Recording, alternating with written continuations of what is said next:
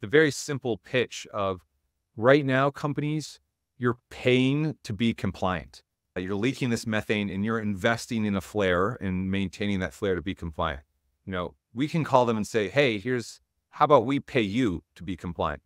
Like that's extremely powerful. And so it's understanding where those energy generation demand mismatch problems are, understanding where the stranded energy problems are, understanding where there's heat needs problems, and starting to solve those problems as partners rather than just being customers.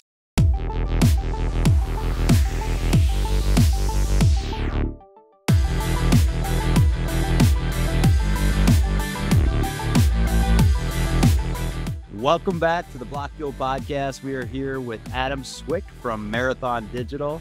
Adam, you're a fellow Minnesota person. Now I'm in New York, of course, but always a pleasure to talk with other people that have been in the state of Minnesota. You're the Chief Growth Officer over at Marathon Digital. So for those that are maybe living under a rock that are unfamiliar with Marathon, obviously a public company, you guys are crushing it, coin mining. Can you guys just give us a quick overview in terms of what Marathon does, and then we'll dig in a little bit more about yourself, of course. Yeah, no, very proudly I've survived 2 Minnesota winters to date, and looking forward to my third Marathon Digital Holdings, largest publicly traded Bitcoin miner on pretty much, I think, every number that you look at, whether it be exahash. We're approaching 30 Bitcoin on the balance sheet. I think we're somewhere over 16, 17,000 Bitcoin on the balance sheet. And so started as a Bitcoin miner. Large multi-hundred megawatt sites, have sites across the country in the United States, Texas, North Dakota, Ohio, lots of different places. Also have sites globally, have expanded to do joint ventures with sovereign wealth funds in the UAE, have a mining site joint venture in Paraguay, many more places to come, and really evolving from just a Bitcoin miner to almost a data center company that's trying to solve energy problems around the world. I think we took a long, hard look at ourselves, realized we're really good at some things that a lot of other industries aren't as good at. And so trying to find where we can stretch those muscles and use those strengths that we're unfairly good at in the world. So have started to continue to focus on utility scale, large mining. Also have a business focused on energy harvesting, which is about finding more decentralized, near zero cost mining initiatives, such as using flare gas or landfill gas, using the heat from our miners, as I mentioned, those things we're good at, in a technology division, which is focused on developing technologies which are applicable to us. We're the first users of the tech, but many other data centers, it could be applicable. Things like Phase Immersion Cooling and keeping just computers cool, which is something we wrestle with every day. And so why not let the rest of the world benefit it? Had the pleasure to join a little over 2.5 years ago. I've watched the company grow from 9 people to now over 100 people, fully remote. We own many of our sites across Texas and Nebraska. Also have some hosted sites and partners that are plugging in machines for us in a portfolio approach to having all these machines plugged in. Every day, trying to think about solving problems in the world of energy and making sure the Bitcoin blockchain is secure.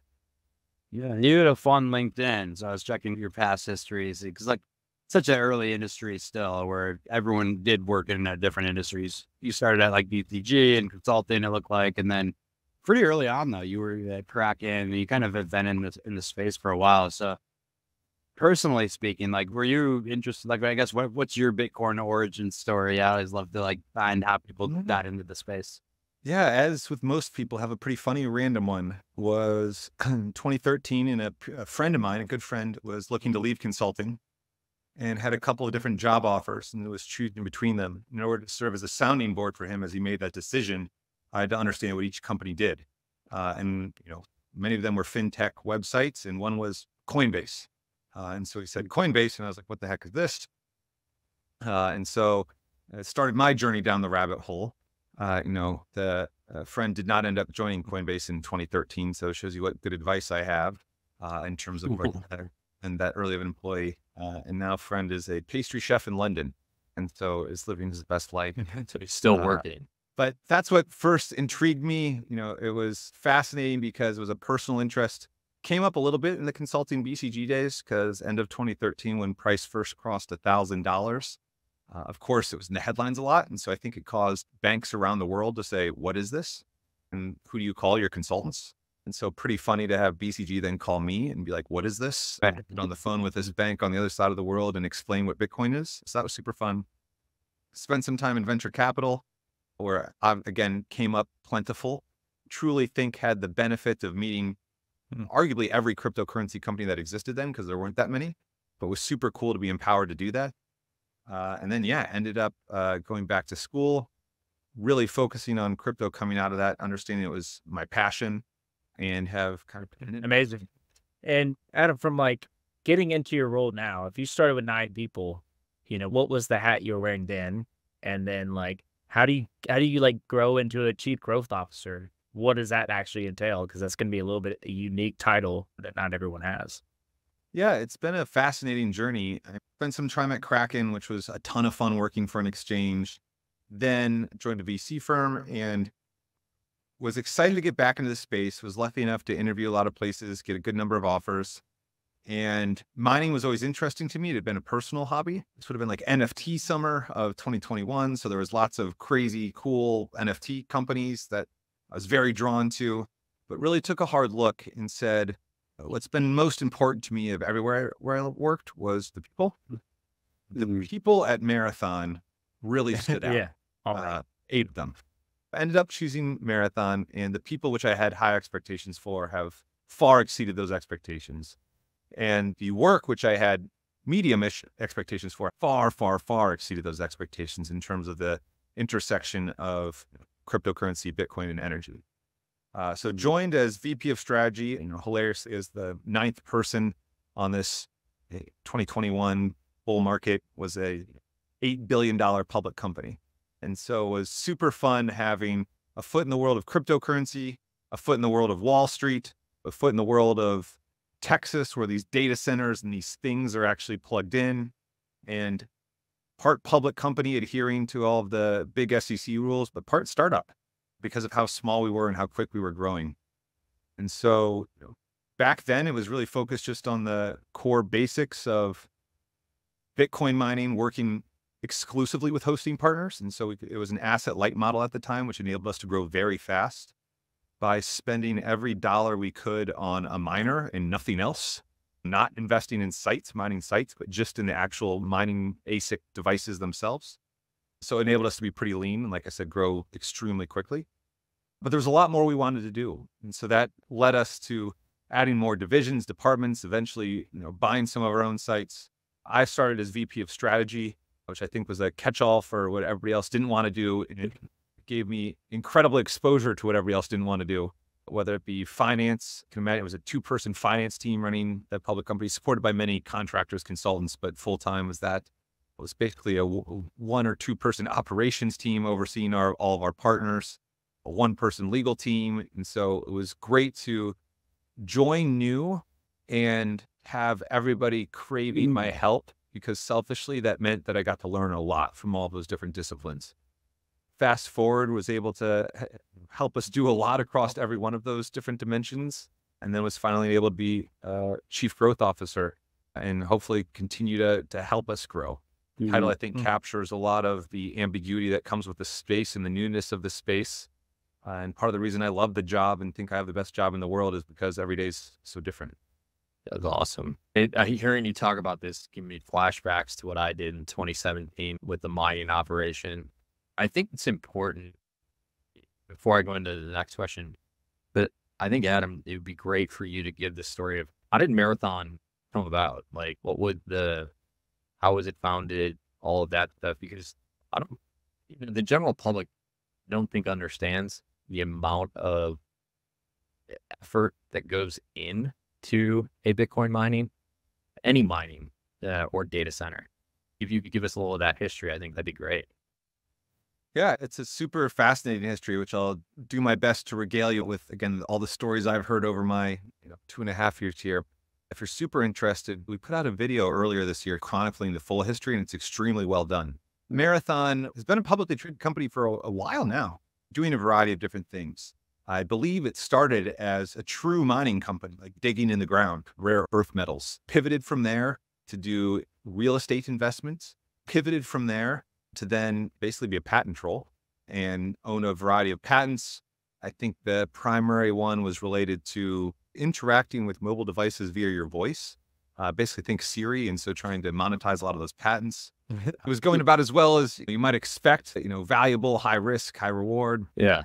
New leadership came in, a gentleman by the name of Marek Akamoto, who came in and said, hey, I think this Bitcoin thing's going to be big.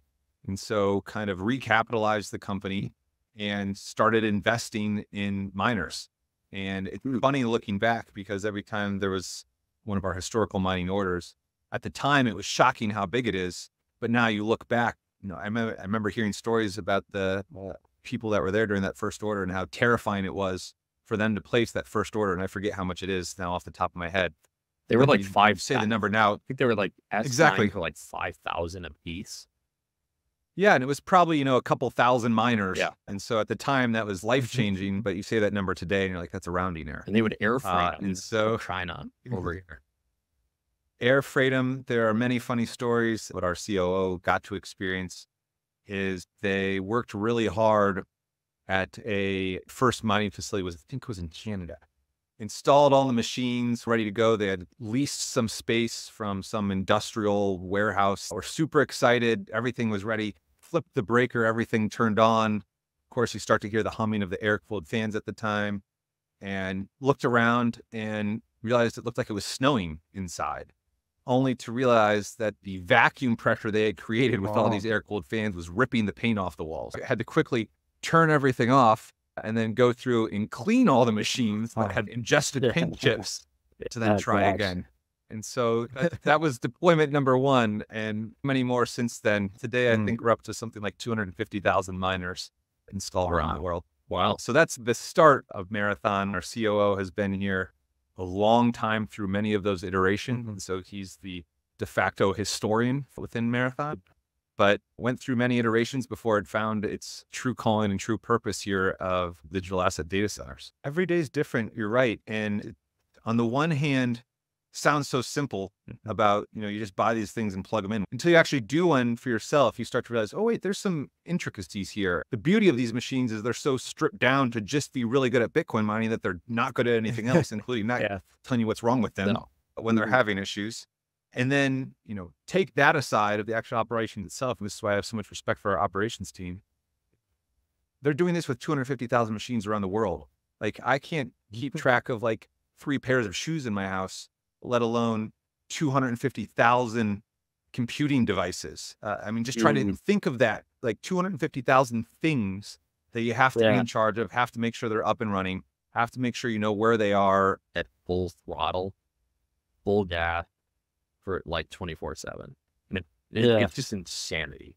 The feeling you get when that power turns on. It's just 250,000 cars running full throttle. Nah, it's already flashbacks. I was in Morocco now that I'm remembering. It was like around 2012, I want to say. And I was in line at the airport, and there was a guy like in front of me talking about buying some Bitcoin miners. I'm in Morocco. Like, I haven't say I didn't go through with it. And then I just saw a tweet the other day too. He was like kicking himself because he didn't sell, or he bought Bitcoin at like 6 cents, sold it at 12 cents. And he's like, now they're $8. I'm so mad at myself for not buying, like to hold on to that. It's so like, we've seen obviously the industry mature significantly. We talk about this pretty much every podcast now. Recently with the ETF, obviously just happened with Ethereum recently, and then Bitcoin for that. How did that impact, if at all? And what does it mean, like the halving? Because like everyone talks about it, but like talking to a miner that you're getting half the results now, how does that impact everything from your guys' end? Yeah, starting with the ETF, it's been super interesting because, again, we have a lot of Bitcoin on our balance sheet, and so we're very sensitive to the Bitcoin price, but we're a publicly traded company. And so there we are on Wall Street. Wall Street ETFs are somewhat synonymous. And so ultimately, it was really, really good news in terms of us trying to chart cycles and halving cycles and price. This ETF threw a wrench in all of it by accelerating the good news. So for us, it's meant, obviously believe institutions are now taking Bitcoin a little more seriously and really looking at it. I firmly believe that the narrative is slowly shifting from used to be, oh, it's too risky to be an institution and hold Bitcoin, to now it's too risky not to. And that change is going to happen very fast. Yeah. So we're seeing that. And as people are then open to the idea of Bitcoin, it then quickly expands. Again, if you're an investor looking for exposure to the space, do I want the Bitcoin ETF? That's, the first step. But then you suddenly realize that there's these publicly traded mining stocks out there. You then realize that there's exchanges out there. And so you start learning a lot more. And so it's been good for both those reasons, because ultimately what it's asked is just really much more in-depth, fruitful, meaningful conversations with institutions. And again, I think the ETFs are their gateway drug to the space. And then from there, hopefully they learn more and more. And again, they're asking a lot better questions than they were before ETF. That's been the good news on ETF front. Having fascinating in this extremely unpredictable world, this is a very known amongst a world of unknowns. One of the reasons I love this space is it's so data driven. And, we don't really have customers in the Bitcoin mining department. It's not like you have to convince someone to buy the Bitcoin. And so it's all very modelable except for two major things: Bitcoin price and global hash rate. And those are two pretty big things. But the halving is extremely known. And so it's fascinating to see this coming. And I think there was a wide variety of approaches to the halving, but our Bitcoin rewards, the network was producing 900 Bitcoin a day, and now we produce 450 Bitcoin a day of Coinbase rewards. That's ignoring transaction fees.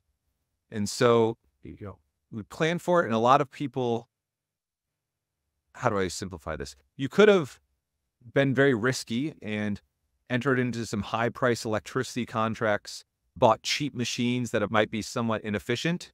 And if Bitcoin price went super high at the halving, you would have looked like the smartest person in the room. Or you could have taken a very conservative approach and given up upside. And so that was the big balance of making sure you understand all the scenarios and kind of be prepared for everything, and mostly embrace the idea that the only thing that we knew is that we didn't know what was going to happen, and just preserve our optionality going into the halving. And so that meant a balance of continuing to grow, but growing in a very responsible way by making sure we invested in the latest, greatest, most efficient machines, making sure that we were signing on with very solid partners, making sure that we were having sites with low operating costs.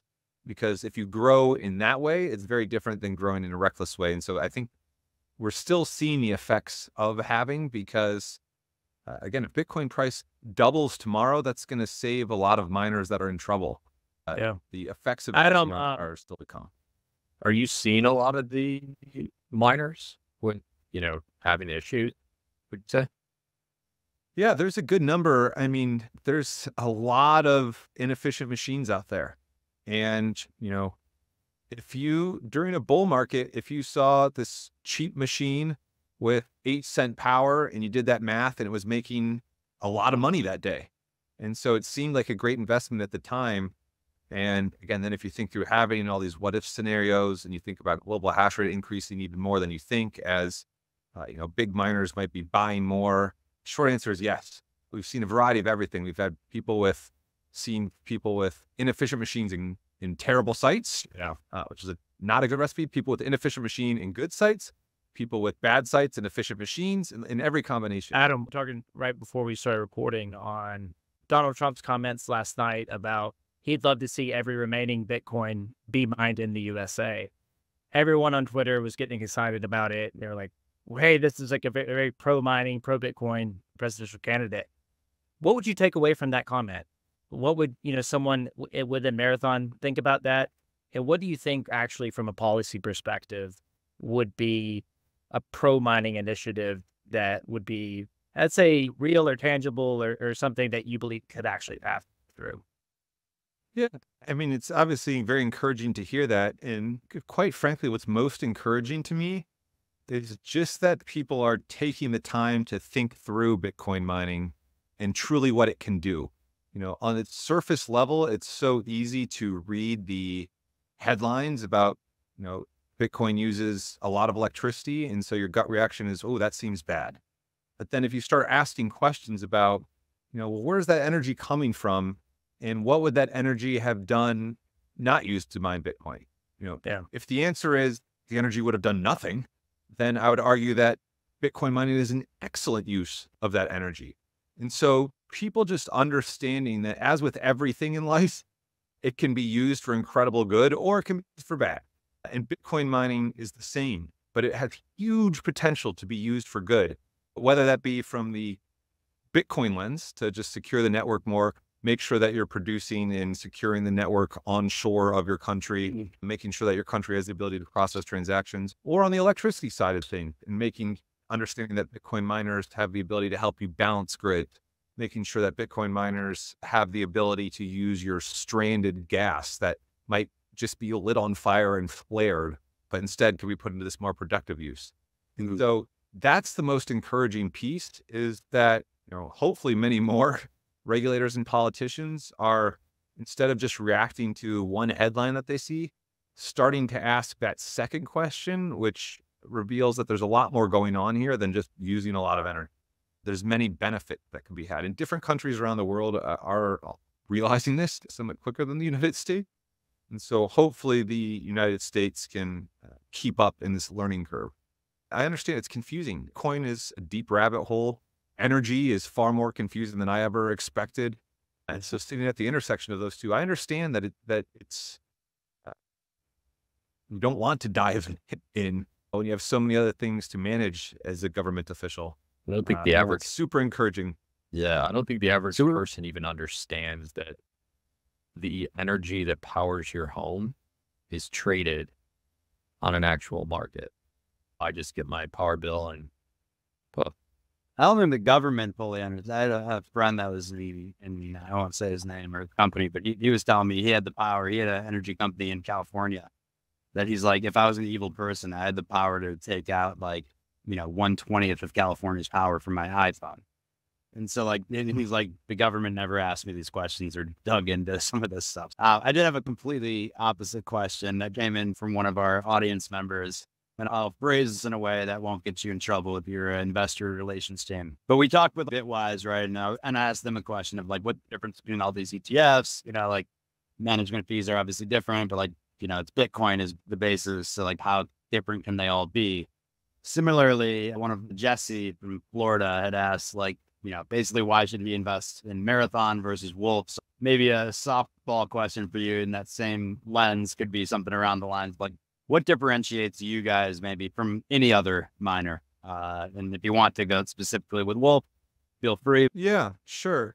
So I would say things that we've really, really focused on, I would say are I'll pick three. The consultant I'm used to writing three things down on a slide. So I'll say the kind of technology focus, the international focus, and just excellence in operations.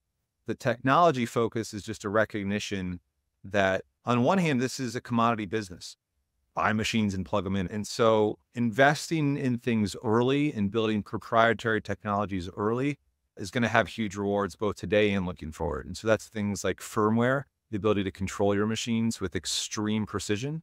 That's cooling technologies, which allows you to operate in many different environments, overclock your machines to things that we once thought was unattainable.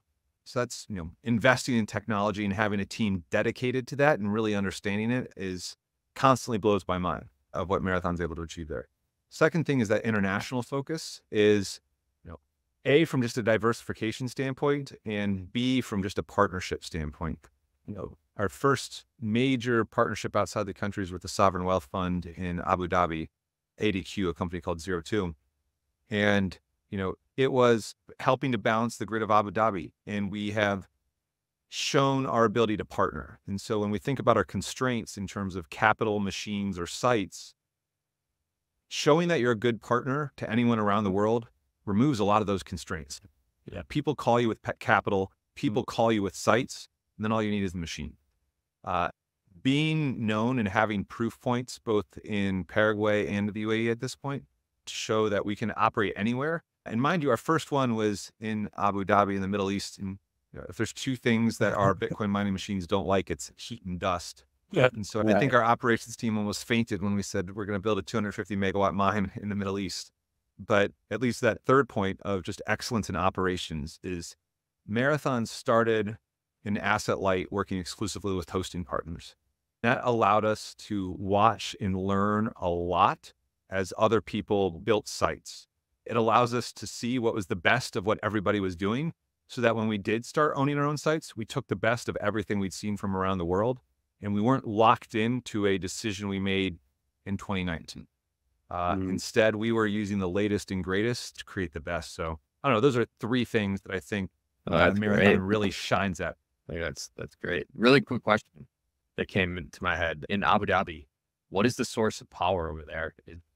I mean, like here in the US, when I did the mining, it was nuclear, which, you know, we can have a whole podcast on debating that topic. I'm for it, but you know, boss. Yeah, and Abu Dhabi is just the grid, which has a lot of nuclear over there, has a lot of solar. Some of our sites in Texas are behind the meter at wind. And so that helps the wind farm have better economics, makes more sense for the wind farm to be built when you have a baseload customer, et cetera. Yeah, it's not exactly the UAE. UAE is all about their energy generation, energy demand mismatch. And so during the summer, a lot of people are running air conditioning. And so they're using a good amount of electricity. When it's not a hot summer day, not as many air conditioners are running. And so the country has to have electrical generation built out to support all of those air conditioners running. And when those air conditioners are not running, you know, all of your nuclear solar is just sitting there idle. And that cost has to go somewhere. It's either meaning like a higher electricity price charged to you because you're paying for it to just sit there idle for the rest of the year. But suddenly, again, Marathon can show up with our partner 02 and use all of that spare electricity. And we shut down on the hot summer days when the grid needs it. And so it's a really symbiotic relationship with the electrical utility is the answer and the problem that we are solving there. Crazy. So you guys are following that whole, like, the scheduled, like, on and off a lot. But I know some of the miners in Texas are doing, like, they're off during the day, obviously in the summer, and then on at night when the consumption is much lower than, you know, obviously daytime hours. Yeah, exactly. In Texas ERCOT, it's very much a free market. The price of electricity is changing all the time. There's a lot of incentive programs that you can sign up for in terms of if you're in control of when you turn on and off, or if ERCOT can tell you when to turn on and off the utility. And so similar but different in our UAE projects because it's really just us there. Yeah. And so it's more of a one-to-one talking relationship as opposed to this crazy free market dynamic relationship. But you know, it's going super well, and I think we're exceeding everybody's expectations in terms of it looked good on paper, and now that it's actually running, it's delivering on everything that it was supposed to. I mean, the best example I've heard is the idea of like an airplane with empty seats, and we show up and we say we promise to buy every empty seat on the airplane, and if somebody else wants the seat, great, let us know. In exchange for that, we want to buy our seats cheap. Yeah. But I mean, an airline would love that if someone just said, I promise to buy every empty seat. Really curious on one input that is a little bit outside of your control, but I think it's worth diving into, is on the hardware side. So how do you guys think about that in 2024? I know there's several big companies that have evolved, and every 6 months there's a new, version coming out. That, like, from S9 into these very, very advanced machines, the dedicated ASICs to mining Bitcoin directly. And just like we see with NVIDIA, a massive skyrocketing, like propping up the US equities market because the AI demand for chips is so high and they're the forefront. Is there that same kind of NVIDIA of ASIC producers? It's interesting. It's getting more complex every day. Bitmain is definitely the giant in the industry in terms of producing the vast majority of ASICs, but some of the other ASIC companies have come out with very solid machines. MicroBT, WhatsMiner, Marathon is an investor in a company called Auradine, which is actually US-based developing ASICs, which is super exciting. And they all have pros and cons. Some are quantitative pros and cons when you just look at the efficiency of the machine or the price of the machine. And some of them are qualitative in terms of, these machines have a lot of hash boards in them. And some of the machines are built as such, if one hash board breaks, they all go down. Versus some of the machines are built, whereas if one hash board breaks, the other ones keep operating. So it's like qualitative things like that. The exciting part is, it's hard, to your point, being in this industry because you constantly have buyer's remorse.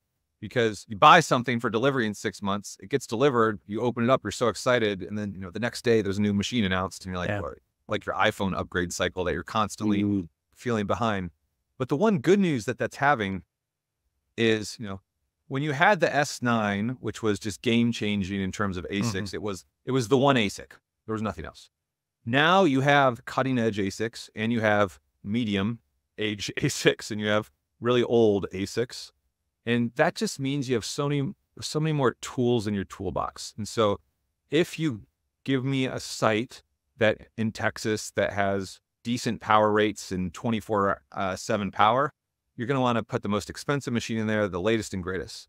If someone calls and says, hey, I have a solar farm, no batteries, but I've got some spare power for like 4 hours a day. Do you want it?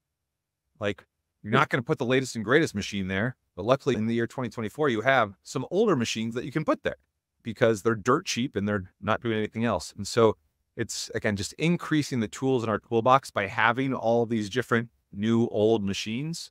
And the machines are just getting so much better at what they can do. It used to be the miner was on or off, 0 or 1. Now you can underclock it, overclock it. And so instead of 0, 1, it can be 0, 0.3, 0.8, 1.6. Or anywhere in between. The cooling modalities have changed. They used to just all be air cooled with the fans. Then you had hydro cooled, which is water. Suddenly we now have I'm just going to ask tanks. about that. Because like I know a lot of data centers are going underwater, right, to cool them. So that is existing today for. Yeah. And so on the hydro cooled side, so actually using water to cool it, that's A, you can cool the chips that way, but B, almost where that's most exciting is for heat reuse applications. And so when you think about heating greenhouses, heating shrimp farms, heating cities, many cities in the Nordic countries have the whole town heated via a hot water pipe with all of the water heated at town square and just pipes throughout the city to heat it.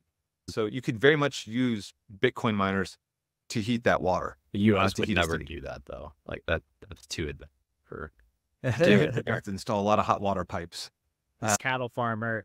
No, he has a sauna, and he has some miners inside of his sauna. Yeah. He adds a little infrared just to get a little bit of extra heat. But my business that I want to do is under the driveway, heated driveways that are heated, because you could just run it separately and then pump it underneath. So don't steal that. Talk about Minnesota here. Very fortunate. The house we bought has a heater in the garage, but like, what is that thing doing? It's just lighting gas on fire to make my garage hot during the winter. Like, why is that not a air-cooled Bitcoin miner sitting in my garage, keeping my garage at nice probably and a lot quieter than that air-cooled?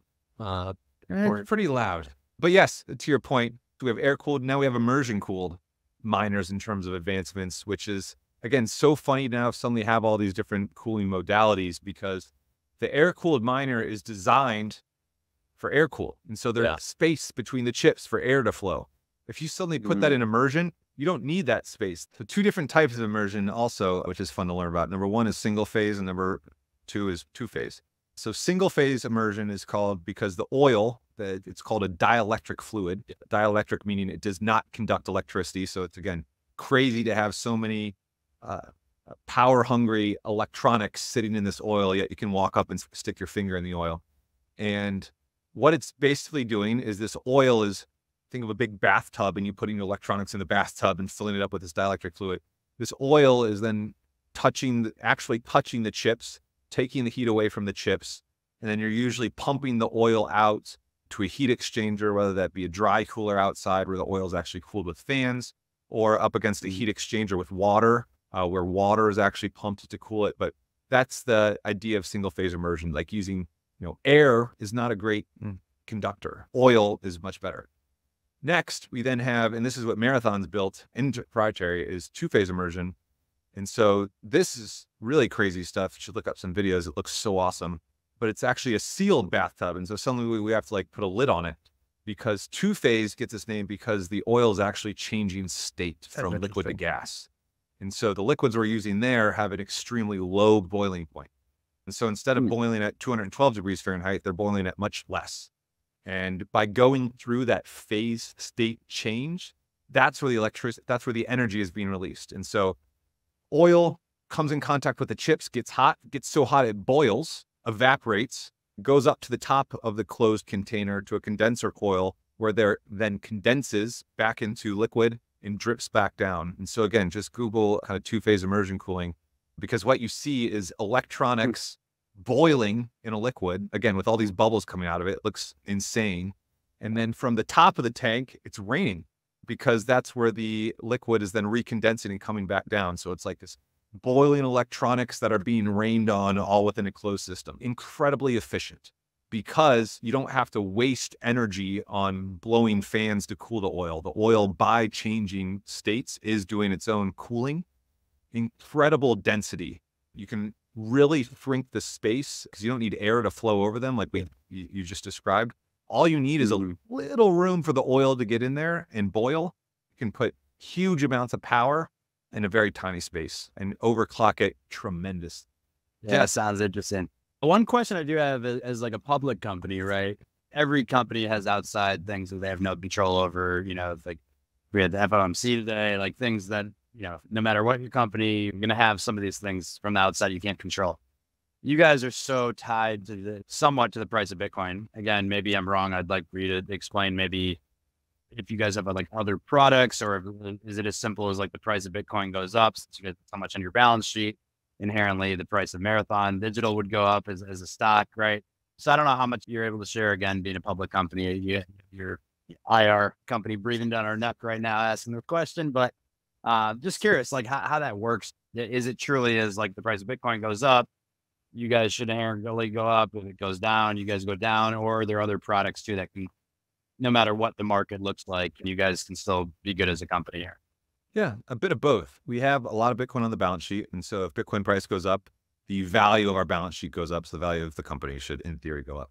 Similarly, if Bitcoin price goes up, then our day-to-day operations become more profitable, like dollar cost averaging into Bitcoin at a reduced price by mining. And so all of that is true. And I mean, all we can really do there is embrace the unknown of Bitcoin price. And again, be prepared for everything. Just maximize our optionality, run constant scenarios, and just be ready for Bitcoin to moon and be ready for Bitcoin to crash, and know what you're going to do in every scenario so that you don't have to wake up to that scenario and panic, figure out what you're going to do. And I guess to your second point is it's then also about having this technology division, which will have just normal tech sales. Again, this two-phase immersion product that I described, Bitcoin miners can use, but traditional data centers can use. And so that's just normal tech hardware sales is what that is. It's also been underpinning all of this is, again, Bitcoin price, but transaction fees are another part of our revenue. And so anything that increases the usage or adoption of the Bitcoin blockchain is ultimately good for us, the miners sitting at the foundation. And so just anything we can do to increase the usage and adoption of Bitcoin is good for us. If Bitcoin price gets cut in half, but we double the transaction fees by doubling the usage and adoption of Bitcoin, I'm oversimplifying, but like that cancels each other out roughly. So that's another aspect behind it. And so it's, yes, volatility, trying to find other business lines that are more stable, but also kind of embracing it and recognizing that we're believers in this. And if we thought Bitcoin was going to zero, we wouldn't be doing this. So you're pro. And so that's also a piece of it. Yeah, they come and go. Marathon employees have the benefit, if you can opt in to receive a text message every time we win a block. And so it's pretty funny. Your phone will buzz and it'll sit there and it'll say, block reward of 3.25 Bitcoin plus, X Bitcoin of transaction fees. And so you can tell when Ordinal's hyper is coming or going, depending on, is that a 0.15 fee or is that a 3.15 fee that we just got for that block? Been fascinating to hear. Right? Like people know Bitcoin miners exist. They know about Marathon Digital, but it's very rare we get to like tap in to someone that's so close to the space and working directly with Marathon, obviously. I guess that was one question I did want to tap into. I don't know if it's the sexiest question here to end it with, but I was just curious about like, is there some, like we think of like economic elasticity with like, there's a lot of space in Texas, so it makes sense that it's cheaper land to like go out and energy prices. So like, what are those next states maybe? And how much does it have to do with like politics, of being friendly to Bitcoin miners and things like that as you guys explore new spaces? Yeah, I would say what drove Texas is less just the land and more to the ERCOT, which is the free market utility that they have, which is unlike anywhere else. I'd say that's what drove that. I think a lot of other states are, their interests are peaked. And again, half state, which might want to attract data centers. It's half the utility, which kind of goes across states. Looking forward to the future, you'll continue to see large mines expanding around the world. But I also think you'll start to see mining become a lot more decentralized. the technology we're investing in, and it's somewhat forced innovation by the halvings. But we have to shift from becoming a customer of these utilities where we call up and say, hello, we'd like to buy 200 megawatts of power, to being a partner of people with energy problems. That's a big difference. You know, what we described in Abu Dhabi is not being a customer, that's being a partner. You know, calling up oil and gas companies and saying, hey, how many flares are you using? Or calling up landfills and saying, how many flares are you using? You know, the very simple pitch of right now, companies, you're paying to be compliant. You're leaking this methane and you're investing in a flare and maintaining that flare to be compliant. You know, we can call them and say, hey, how about we pay you to be compliant? Like that's extremely powerful. And so it's understanding where those energy generation demand mismatch problems are, understanding where the stranded energy problems are, understanding where there's heat needs problems, and starting to solve those problems as partners rather than just being customers. So it's less about what's the next state and more about like, what's the next frontier of mining? Because to your point, I mean, make it up. If a landfill is giving you their methane for free because you're going to make them compliant, and there's a greenhouse next door that's going to pay you for your heat, suddenly you're getting paid to Bitcoin mine. And that's, at that point, it's unstoppable. There's lots of partnerships to be had as we've struggled with that industry frequently to get banking relationships. I'm thinking. Well, Adam, thank you so much for popping on. Always a pleasure to speak with, you know, and understand, you know, how much you guys are supporting the entire industry, right? I think always just a pleasure. So thank you so much for popping on. We'll welcome you guys back anytime. And there you go. See you around. Thanks, everyone.